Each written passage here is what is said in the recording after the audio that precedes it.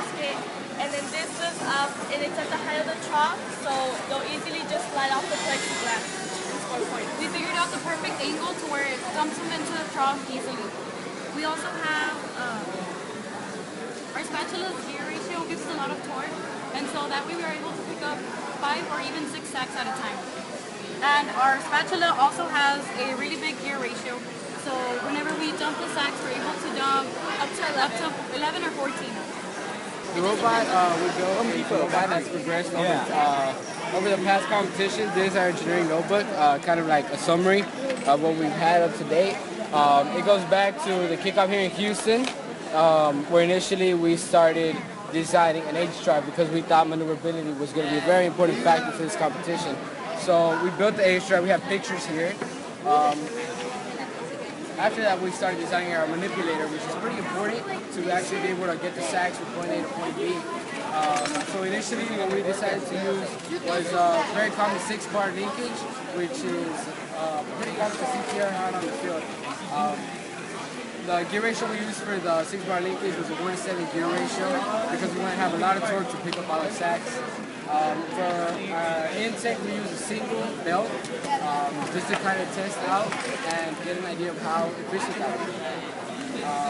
These are pictures of our first robot in the competition, in the first Houston League competition. It did fairly well. We ended up 5th place at that league competition. After that, we reviewed our robot, saw the problems that it had. One problem that we had was the fact that it would tip over, so the best way to counter that is, of course, counterweight. So one of the things that we added was the counterweight, which is actually photographed here on our second robot. The multi-directional wheel wasn't being as useful, and it would tend to jab, so we just decided to remove that to avoid power drainage from that motor. We also found that the intake was pretty inefficient, so therefore we decided to add more belts onto the actual intake to have an increase of efficiency and how many sacks we could take. This is the second version of our belt system, and we also added additional motors to our arm, so we could reach an extra height. We could reach 30 inches at that point with a 6-bar linkage. This was a picture of our second robot fully completed. After the second league tournament, again, we reviewed it, saw the problems and solutions that we could have had. We had 3 major problems. The intake, again, was inefficient. The lift would jam at times due to the amount of weight. And there was not enough points of contact between the ground and the robot for an even weight distribution. So what we did, we created a 6-wheel Omni drive. You could do some super nice sharp turns. It has 493 motors. Our design has changed over the course of the past 2 tournaments. We did do a lot of work on it in preparation for this one, but basically we were given, we're using the same base, well not the same base, the same robot from our last competition, like last year's competition with the inner tubes and everything. So we're using the same tower. We changed the base out for multiple reasons, one being speed, stability, and also we added what we have here is like a kind of boxing which we cut to our own design. And basically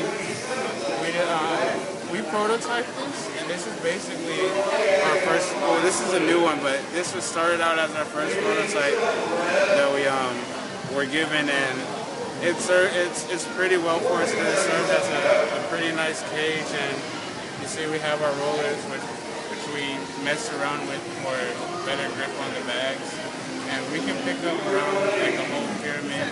We can't score the top wall because of the height that our robot goes to. It doesn't reach over to the top wall, but we can fit under the trough, and we can de-score pretty well. And this, we finished, since we already had this tower and a quick prototype with our base, we finished the robot in relatively 5 days. And after that, we focused mainly on driver practice and skills and just strategies for this upcoming competition. factory subsystem, a wheel, a scoop, and a dump. And it pretty much works like, look, we slide underneath the bags, we pick them up, and then we dump them. Our scoop can carry 5 bags maximum, and our dump can carry at least 12 bags maximum. This allows us to go around the field and be able to pick up a large number of bags and be able to dump them all at once. A scissor lift with a 3-tier design. Majority of it's aluminum, it's lightweight. We got it powered from the central pivot point with 4 high-strength motors geared 12 to 84, which gives us about 496 pounds of torque. So we can lift up a good 10 sacks. And then in the front, we got 2 high strengths with the Omni wheels and these little rubber things on the front of the Omni wheels. They're very grippy, so they grab onto the sacks and they all stay right about here. And then we're ready to do the arm lifts up and we start reversing it. And this thing pivoting allows it to suck in multiple levels of sacks, you know. And then with this angle here, it can sit into the angle drop and de-scorter as well. And then the one unique thing about our robot is this metal bar right here, 2 metal bars.